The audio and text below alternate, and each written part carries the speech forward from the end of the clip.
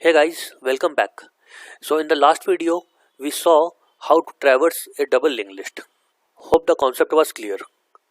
Now in this video, let's see how we can reverse traverse a double linked list. Now what do we mean by reverse traverse is, in a normal traversal, we start from first node and keep going towards right till we reach the last node. In case of reverse traversal, we start with the last node, keep going towards left until we reach the first node. Now reverse traversal is something that can be done only in case of double linked list. It cannot be done in a single linked list. And the reason is that in case of double linked list, we have this previous reference in each node. So this helps in traversing backward.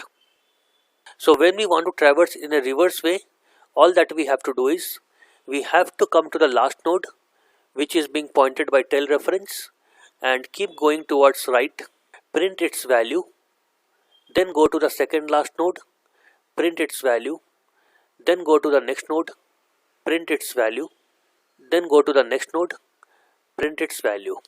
Now since this node is the first node, we terminate the loop. Now let's see the algorithm part of it.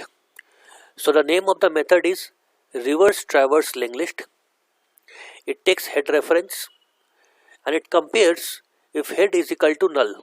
If it is equal to null, in that case we simply return, because in that case we don't have any node in the list and hence there is no question of printing. Now in case head is not equal to null, we go to this loop. The loop starts from tail, goes till head, and every time we visit any node, we print its value. So we first visit node 4, which is the last node, then visit node 3, then node 2, node 1, and so on. So now that we have understood how to reverse traverse a double linked list, let's see what is the time and space complexity of this operation. So checking if head is equal to null or not, it is a constant time operation. Then we have a loop which starts from tail, goes on till head. So essentially we are traversing each and every node out there.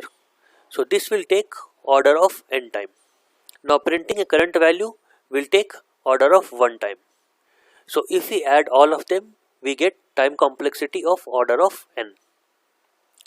Now the space complexity as usual will be order of 1, because we are using some temporary variables to run this loop, nothing more than that. So I hope you have understood how to reverse traverse a double linked list. So with this we end this video. In the next video, let's talk about how to search for a given value in a double linked list. Thanks for your time. See you in the next video.